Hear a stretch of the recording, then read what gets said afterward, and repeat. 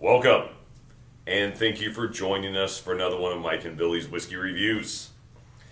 I'm Mike, and with me as always is Billy. Yeah, buddy. And today we bring you the Macallan 15-year-old Fine Oak.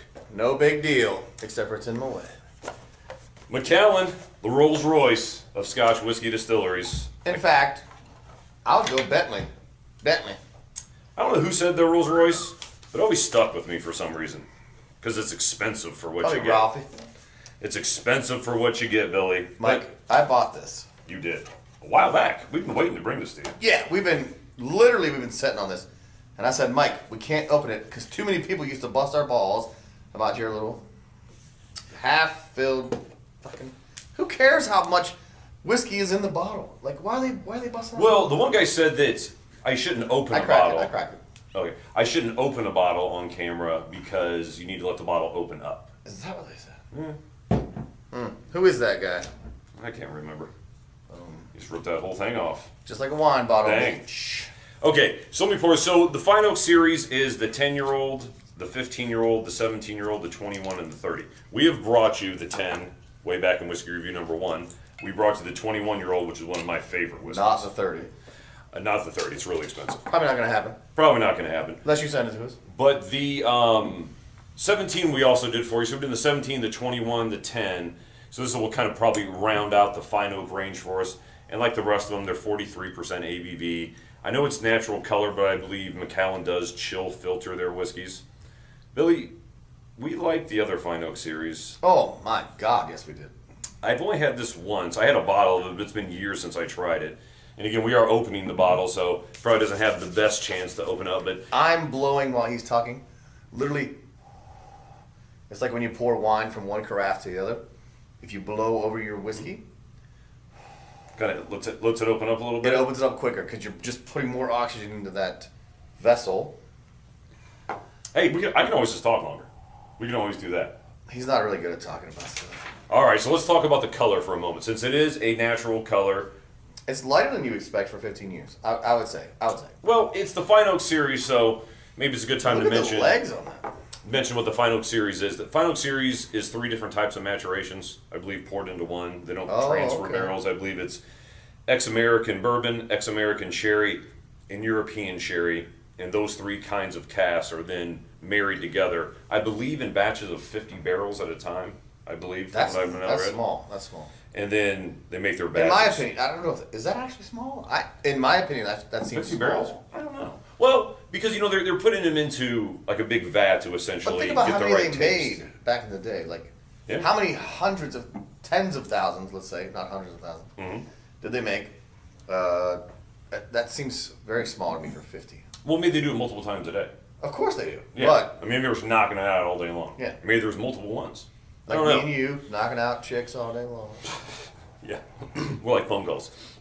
All right, Bill. So the Macallan Fine Oak, again, this will probably round out our Macallan's Fine Oak series only because of the price of the 30, which has just gotten ridiculous. Send it to us, Ralphie.com. Send us a little bit of Macallan 30. Ralphie doesn't do expensive whiskeys, and Macallan 30 is an expensive. Ralphie doesn't need to because he's a fucking badass. I'm pretty sure he's a ninja.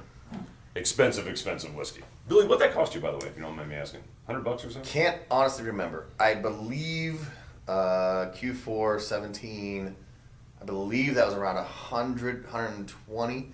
We've been sitting on it for a while, and my memory is shit. I own a business. I do other things, 2 businesses. So I don't remember.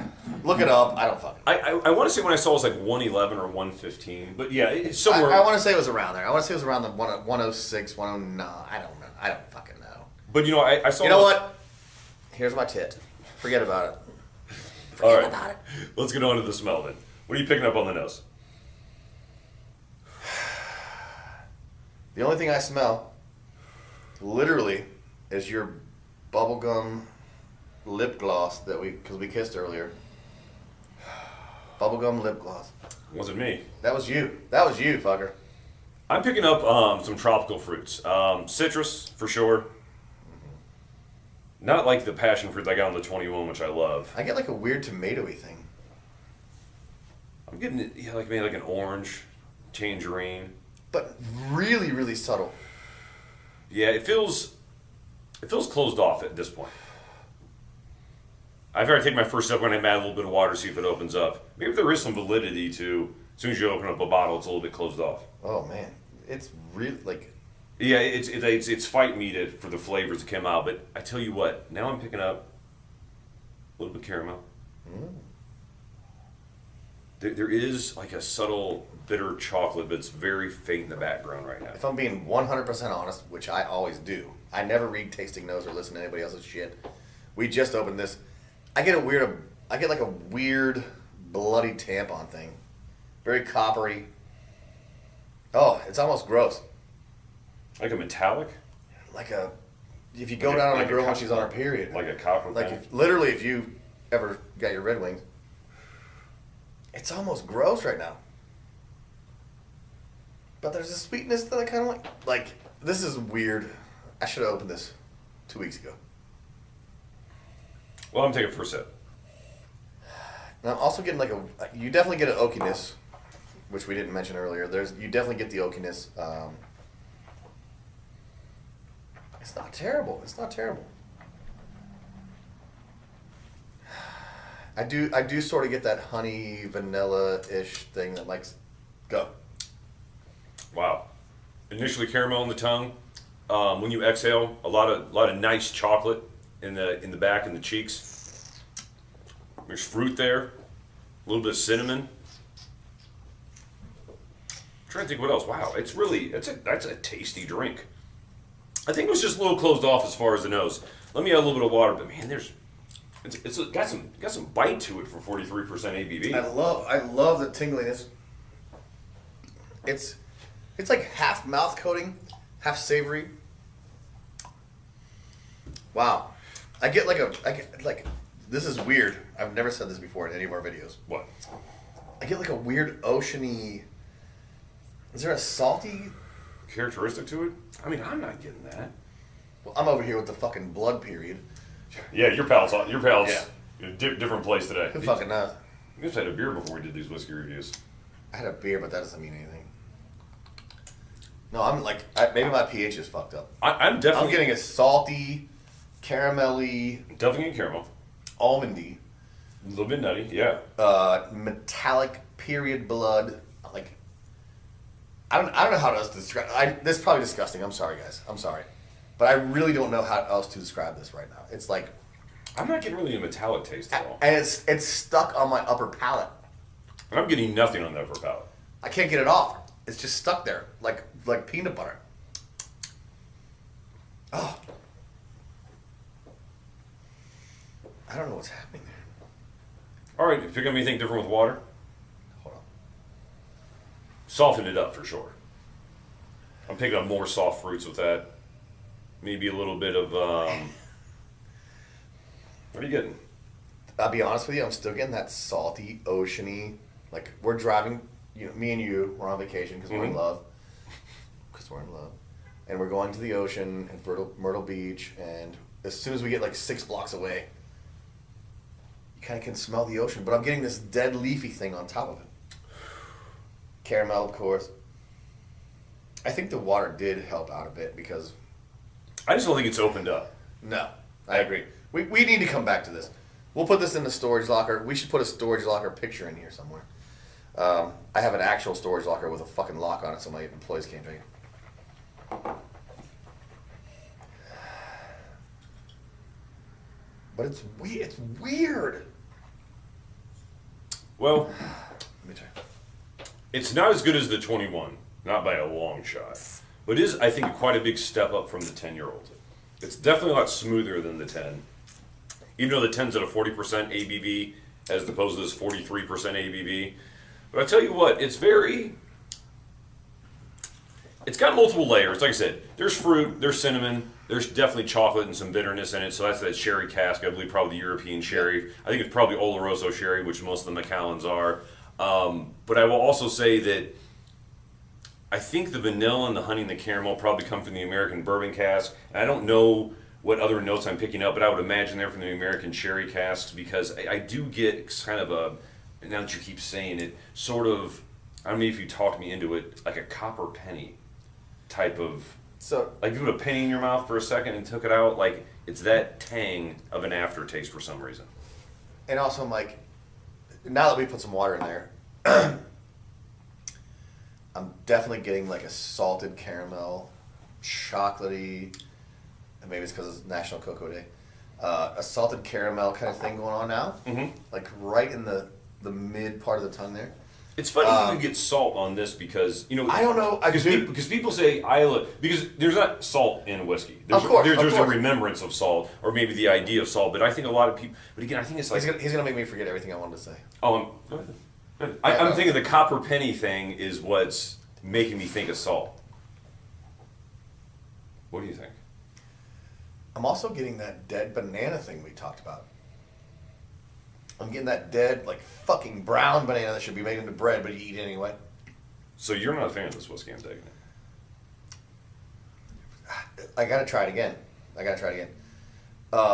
getting that dead, oaky, leafy. I'm in the woods hunting for deer. It's cold as shit.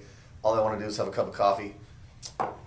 But at the same time, it's like that caramel just keeps coming through. It's like I said, it's like a salted caramel with a weird chocolatey finish. And like, There's definitely I don't know finish. what's happening. I literally don't know what's happening with this fucking whiskey right now. It does have a chocolatey finish. There is sweetness. Is that just caramel. me? Like it's real? Definitely. Okay, yeah. Definitely. Because in that way, it's I'm almost getting like a fig type of thing. Oh, there's some type of dark fruit in there. You're right. Something is happening there. It's almost like on the aftertaste, it reminds me of like the sherried Macallans. You get that dark fruit type of thing, and that chocolate coming up a little bit. But yeah, it's a good whiskey. I mean, I think the finish right now, just we opened it in front of you and then drank it. Right now, I would say, in my humble opinion, a little bit of water made it better. Mm-hmm. I agree. I think it was close. The finish on this one, like now that we've had some water, the finish is so much better. It's so like, it's been what 2 or 3 minutes. You can look at the timer on YouTube, whatever. I'm still getting that like chocolatey, datey. It's got a long finish. Oh, and it's gorgeous. actually a pretty nice whiskey now. Yeah, it's gorgeous. You let it sit on the palate for a minute. There might be a little coffee note there. Definitely the toffee, the salted caramel is still there. Mm-hmm. I love this whiskey. Where you at score-wise? Oh, honestly, I'm probably at a 90. Yeah, I was going to say 89 would probably be my guess. I feel like I'm a bit jaded because I'm such a fan of the 21-year-olds. Such a fan. Oh, yeah. Come on. I mean, but it's 5 times more expensive. So, right. I mean, I get it. It's not meant to compete with it, but it is a lot better, in my opinion, than the 10-year-old. Again, you get three extra ABV, which I like, and on top of that, for a difference of price between base like 60 and 120, right. I think it's twice as good of a whiskey as the 10-year-old. So if you've had the 10-year-old and you're thinking, do I want to spend twice as much to get the 15? I think it's worth it. I think if you enjoy the 10, you'll appreciate this. But I'm starting to think about something. Maybe my gums are bleeding, and that's where the salt's coming from, because it's just like gets in your soul and just wants to penetrate every part of your body.